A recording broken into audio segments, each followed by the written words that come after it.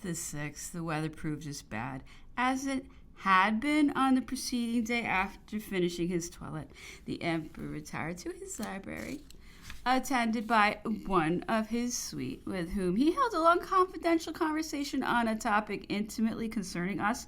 "We have now," said he, "been at St. Helena for more than a year, and with regard to certain points we remain just as we were on the first day of our arrival. I must confess that I have hitherto come to no determination in my own mind upon these subjects. This is very unlike me, but how many mortifications have I to encounter? A victim of the persecutions of fate and man, I am assailed on every side, and at all hands. Even you, my faithful friends and consolers, help to lacerate the wound. I am vexed and distressed by your jealousies and dissensions."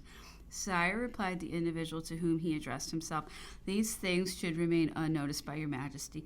In all that concerns you, our jealousy is merely emulation, and all our dissension ceases on the expression of your slightest wish. We live only for you, and will always be ready to obey you. To us you are the old man of the mountain. You may command us in all things except crime." "Well," said the emperor, "I will think seriously of the subject I have just alluded to, and each shall have his own particular task." He dictated a few notes and afterwards went down to the garden, where he walked about for a short time alone, and then withdrew to his own apartment. The emperor did not quit his chamber until the moment dinner was announced. He resumed his remarks on Madame de Maintenon, whose letters he had been reading. "I am charmed," said he, "with her style, her grace, and the purity of her language. If I am violently offended by what is bad, I am at the same time exquisitely sensible to what is good. I think I prefer Madame de Maintenon's letters to those of Madame de Sévigné. They tell more. Madame de Sévigné will certainly always remain the true model of the epistolary style. She has 1,000 charms and graces, but there is this defect in her writings, that one may read a great deal of them without retaining any impression of what one has read. They are like a dish of egg snowballs, of which a man may eat till he is tired without overcharging his stomach." The emperor then made some observations on grammar. He asked for the grammar of Doméron, who had been her professor at the military school at Paris. He glanced through it with evident pleasure. "Such is the influence of youthful impressions," said he. "I suspect that Doméron is not the best of grammars, yet to me it will always be the most agreeable. I shall never open it without experiencing a certain pleasure." The 7th, the emperor remained within doors the whole of the day. The governor appeared on the grounds, accompanied by a numerous group, but we fled at his approach. Several vessels have been observed out at sea. I was summoned to attend the emperor, and I found him engaged in perusing a work on the state of England. This became the subject of conversation. The emperor said a great deal respecting the enormous national debt of England, the advantageous peace she had concluded, and different means by which she might have extricated herself from her difficulties. Napoleon possesses in an eminent degree the instinct of order and harmony. I once knew a man who, being much engaged in arithmetical calculations, confessed that he could not enter a drawing room without being led irresistibly to count the people who were in it, and that when he sat down to table he could not help summing up the number of plates and glasses. Napoleon, though in a more elevated sphere, has also an irresistible habit of its own, which is to develop the grand and the beautiful in every subject that comes under his attention. If he happens to converse about a city, he immediately suggests improvements and embellishments. If a nation be the object of his consideration, he expatiates on the means of promoting her glory, prosperity, and useful institutions. Many of his observations that have already been noted down must have rendered this fact obvious to the reader. Either the contents of the journals and other publications of the day or the nature of our situation here occasioned the emperor's attention to be constantly directed to the state of England. He frequently adverted to what she ought to have done, as well as to that which she still had to do, and which might render her future condition more prosperous. I subjoin here a few of the observations on this subject which escaped him at various times. The colonial system, said he one day, is now at an end for all. For England, who possesses every colony, and for the other powers who possess none, the empire of the seas now belongs indisputably to England. And why should she, in a new situation, wish to continue the old routine course? Why does she not adopt plans that would be more profitable to her? She must look forward to a sort of emancipation of her colonies in course of time. Many will doubtless escape from her dominion, and she should therefore avail herself of the present moment to obtain new securities and more advantageous connections. Why does she not propose that the majority of her colonies shall purchase their emancipation by taking upon themselves a portion of the general debt which would thus become specially theirs?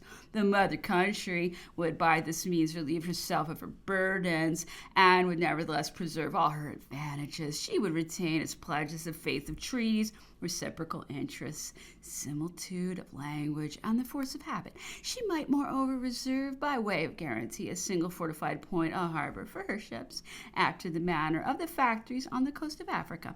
What would she lose? Nothing.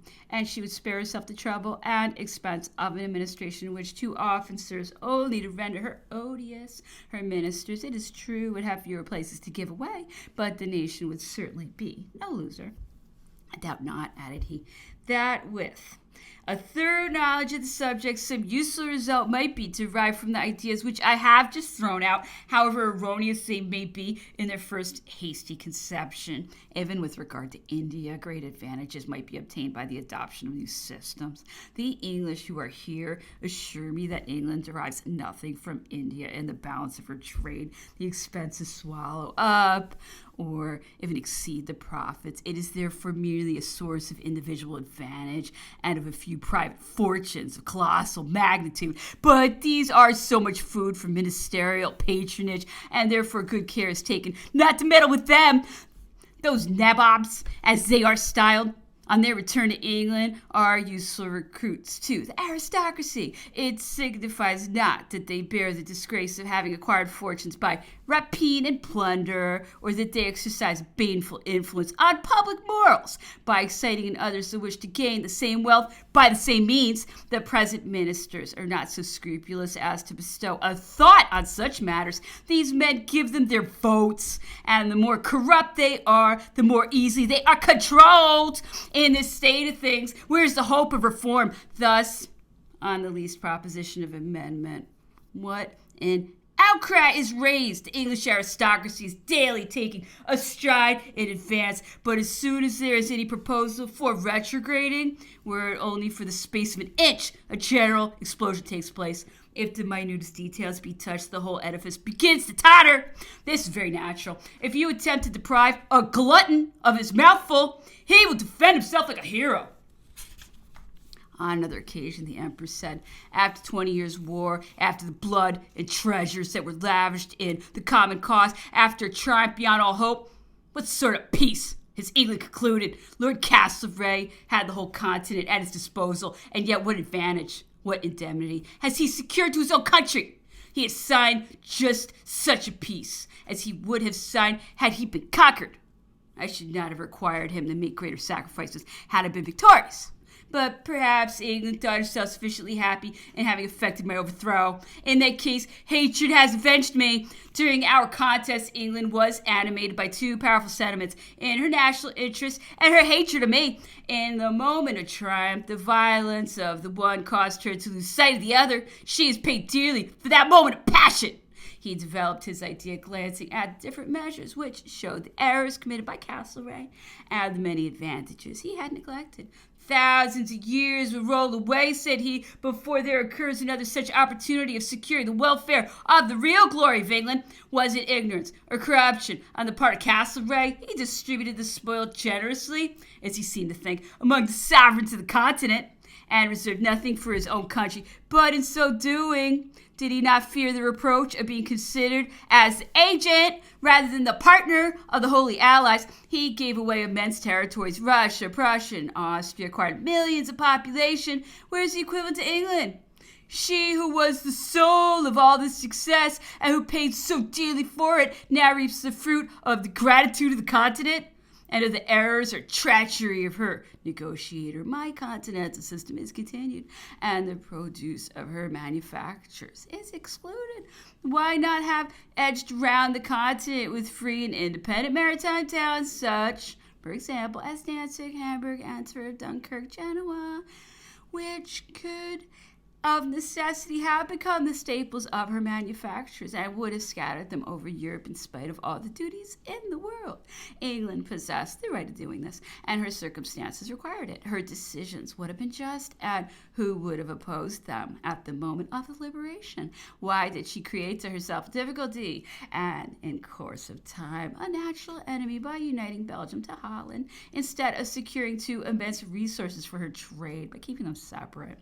Holland, which has no manufactures of her own, would have been the natural depot for English goods. And Belgium, which might have become an English colony governed by an English prince, would have been the channel for dispersing these goods over France and Germany. Why not have bound down Spain and Portugal by a commercial treaty of long duration, which would have repaid all the expenses incurred for their deliverance, and which might have been obtained under pain of the enfranchisement of their colonies, a trade of which in either case England would have commanded?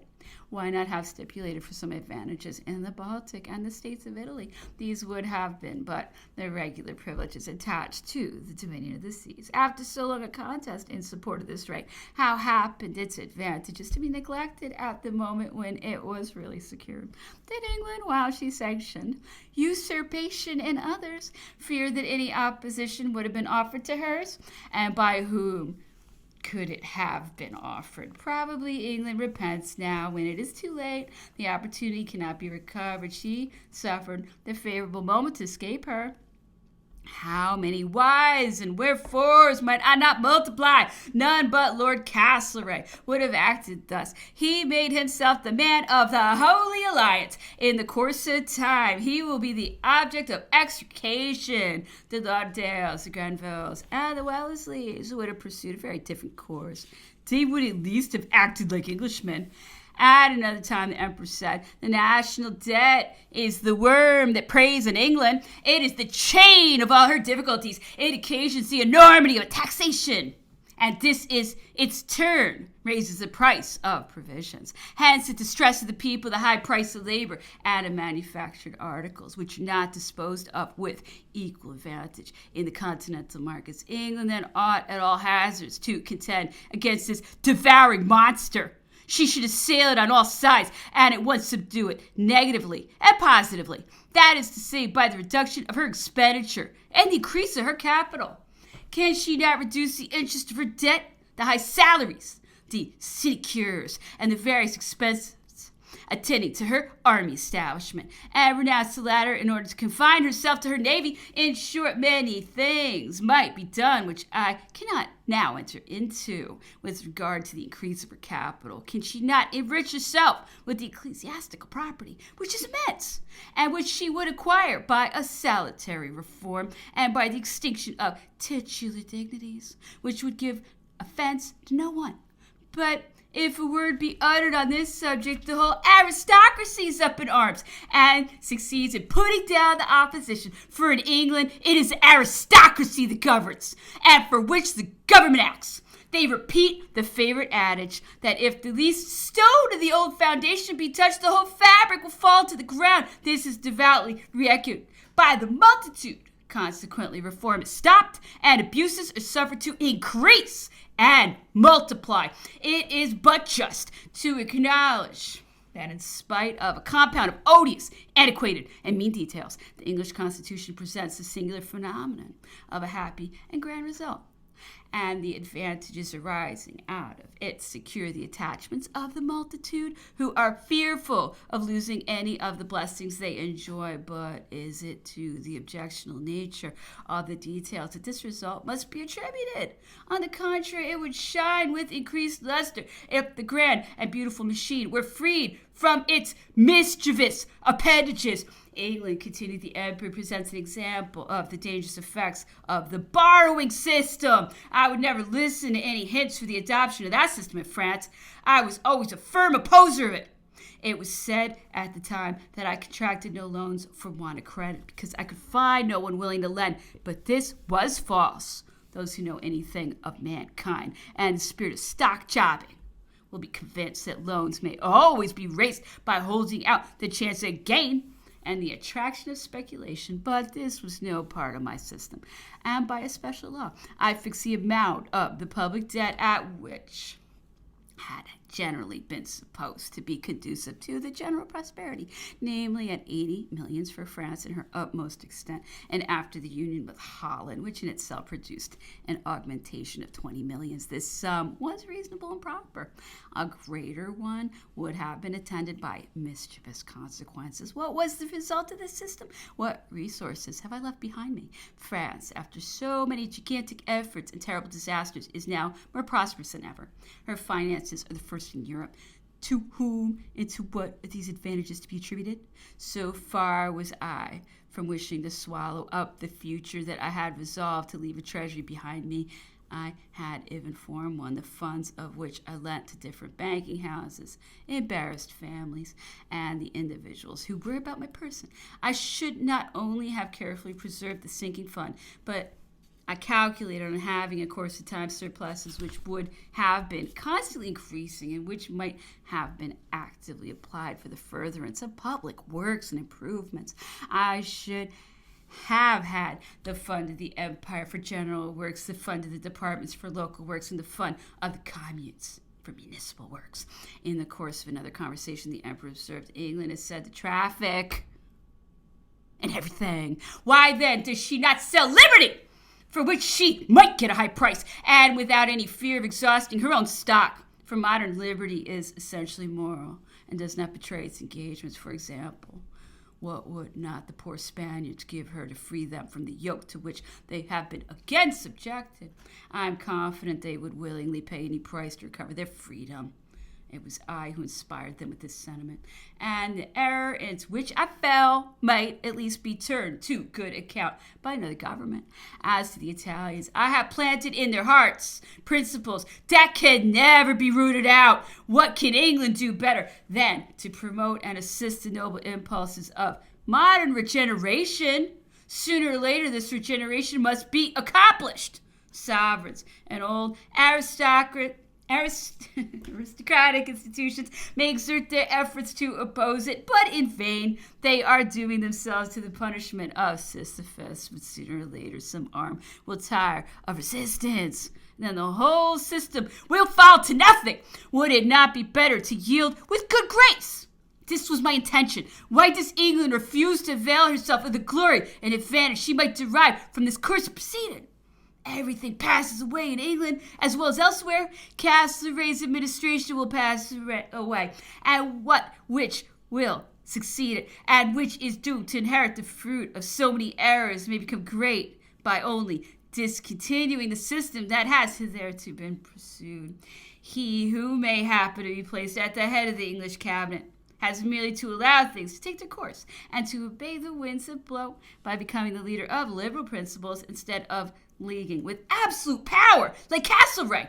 He will render himself the object of universal benediction, and England will forget her wrongs. Fox was capable of so acting, but Pitt was not.